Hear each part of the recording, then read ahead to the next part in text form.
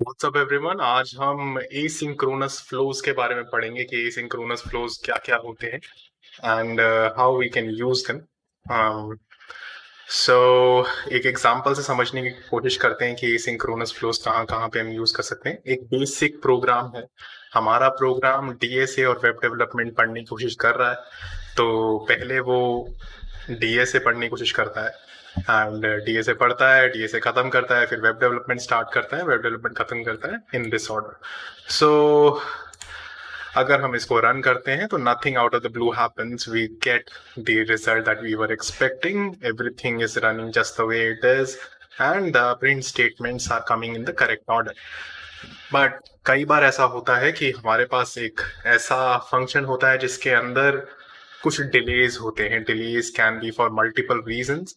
It can be because of some input that is required from the user side. It can be because some resource is supposed to be freed by some other program that is executing.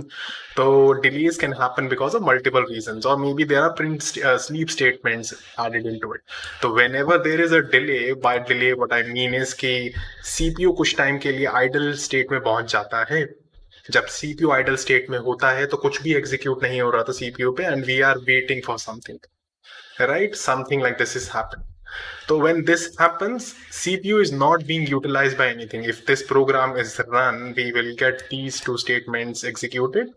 फिर उसके बाद कुछ time wait करेंगे, फिर ये दो statements को execute करेंगे, and then this will be called, and the similar thing will happen here. 5 seconds of wait, here 2 seconds of wait. So if we run, DSA की दो स्टेटमेंट्स आ गई हैं, फिर हम 5 सेकंड तक वेट कर रहे हैं, DSA की दो स्टेटमेंट्स और वेब डेवलपमेंट की दो स्टेटमेंट्स इकट्ठे आ गई, फिर 2 सेकंड तक वेट किया और उसके बाद DSA वेब डेवलपमेंट की लास्ट की दो स्टेटमेंट्स आई। So we are printing quite a lot of things कि हम DSA पढ़ना शुरू करते हैं, and then we are waiting for our friends DSA notes, फिर 5 सेकंड लगते हैं नोट्स आने में, नोट्स आते हैं and something, this is just a story to tell us कि there is some reason for which there is a delay added to our programs. Now when there is a delay, the CPU is in free state, idle state. So when it is in idle state, it can be used by other things if they are not dependent upon what is coming, right? अगर हमारे पास ये दो functions हैं and this is taking some time over here. Now मुझे पता है कि DSA का ये फंक्शन और वेब डेवलपमेंट का ये फंक्शन टोटली इंडिपेंडेंट है, तो अगर ये सीपीयू को आइडल स्टेट में डालता है, मेरे वेब डेवलपमेंट के फंक्शन को सफर नहीं करना चाहिए, उसको उसी वक्त एग्जीक्यूट करना शुरू कर देना चाहिए, एंड जब भी इसको यूटिलाइज करना हो बाद में, हम उसको बाद में यूटिलाइज कर सकते हैं। तो this is what is done in asynchronous programming. Synchronous programming is basically everything is happening in a sequence. It is happening step by step. So if there is any blocker, that step cannot be resolved later on. We get there, execute that, whatever time it takes, the program stays there, and then when it is executed, we move to the next step. Asynchronous programming हमारे को इस चीज में freedom देती है कि अगर हम किसी स्टेप के ऊपर वेट कर रहे हैं तो हम उस टाइम पे उसके नीचे वाली कंडीशंस या कमांड्स को एग्जीक्यूट करना शुरू कर सकते हैं। तो अब किस किस सिनारियो में हम लोग इसको काम में लेके आते हैं? Usually when we are waiting for some resource और when we are waiting for some input, but in what cases is it something that we would recommend and in what cases it is not recommended, depends upon what we are waiting for. So अगर हम किसी ऐसी चीज पे wait कर रहे हैं जिसकी वजह से नीचे का फ्लो डिपेंड होने वाला है, तो हम नीचे की कमांड्स को पहले कैसे रन कर सकते हैं? फॉर एग्जाम्पल, लेट्स से कि in a hypothetical condition we have another function called as study DSA advance concepts. Now if we are waiting in DSA complete नहीं हो तो एडवांस कॉन्सेप्ट्स कैसे पढ़ेंगे? नहीं पढ़ सकते. इसलिए उस फंक्शन को चाहे हमारे पास सिंक्रोनस हो या एसिंक्रोनस हो, हमारे को सिंक्रोनसली ही एग्जीक्यूट करना होगा, because we are waiting for DSA part to complete, then only we can move to DSA advanced concepts, right? But since we know in life and in this example, DSA function and web development are totally independent of each other. We can do them in parallel, we can do them in concurrency, we can do them in whatever order we want. They do not actually have any intersection or any dependency from one to another, right?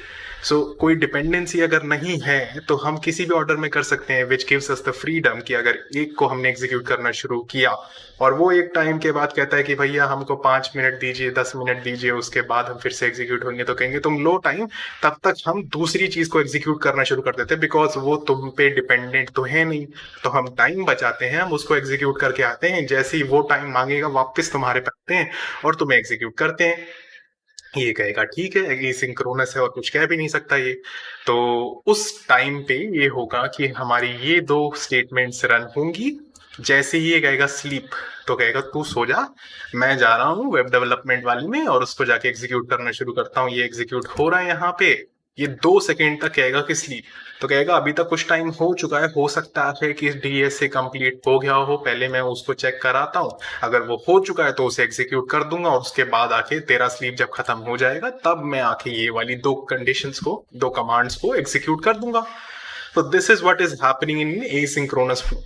तो when all of this is happening, we अभी ऐसा कुछ हो नहीं रहा है। This is something when we implement this whole code in an asynchronous fashion, this is what would be happening, right? So running this code, we know what is going to happen. Now if we try to make this code into an asynchronous code, this would look something like this. So 4 new terms have come up. One is this async keyword. Okay, there is one, this we changed from time.sleep to async io.sleep. And we have new keyword await over here, and then we have this create task also, and there is one more, that is this run part, that async run. Earlier we were calling main as it is, now we have this run also added. तो 5 चीजें हैं जिसको हमें समझना है यहाँ पे। तो I'll add my small piece of notes over in the comments in this, so that you can also see what is happening. So we'll start with the async keyword. So this async keyword is being added to all the functions. So हमारे study DSA, study web dev और main के आगे भी हमने async keyword लगाते हैं। async keyword लगाने से क्या होता है? In short, async keyword किसी function के आगे लगाने से वो function को हम allow करते हैं asynchronously execute होने में। होता क्या है, async keyword से एक core routine बनता है which enables it to be executed asynchronously. So it starts managing it and it acts as a wrapper around the function for which it is written. So एक core routine बनता है जिसके अंदर study DSA नाम का function pass हो जाता है, which is going to be, we are going to execute that core routine, and that core routine is going to be executed asynchronously. So that is what is going to happen for this, and similarly for this and for this. So किसी भी function को asynchronously अगर हमें run करना है तो async keyword लगाना होता है उसके आगे, एंड वो एक एसिंक फंक्शन बन जाता है। ठीक है, कोरूटीन कह लो या एसिंक फंक्शन कह लो। अब हमें अगर किसी एसिंक फंक्शन को बाहर से रन करना होता है तो we use this method called as async io.run. For this we have imported this part also, we can remove this. So we have added async, we have imported async io. ये Python का ही part है, module है for asynchronous flows, we use this. And to run any asynchronous function from outside, we use this method called as async io.run. What it does is it initializes the event loop through which all the events are being managed, and it tries to manage the cycle in which any event which triggers some delay, some input or something, it notifies it, and सारा का सारा मतलब context switching हो रही है, एक method से दूसरे मेथड में जाके उसको एग्जीक्यूट करना है, ये सारी चीजें हम इवेंट लूप के थ्रू यूज करते हैं। Event loop is a low level thing in Python. Okay, so this is happening over here. Then what we have are functions, and इसको execute कैसे करेंगे? So now these functions cannot be executed like normal functions, right? जैसे main है, main को हमने ऐसे execute नहीं करा. From inside an async function, we don't need to run this function again. What we have are 2 options. Either we use this await or we use this keyword create task. तो we'll first understand await and then we'll go on to create task क्या चीज है।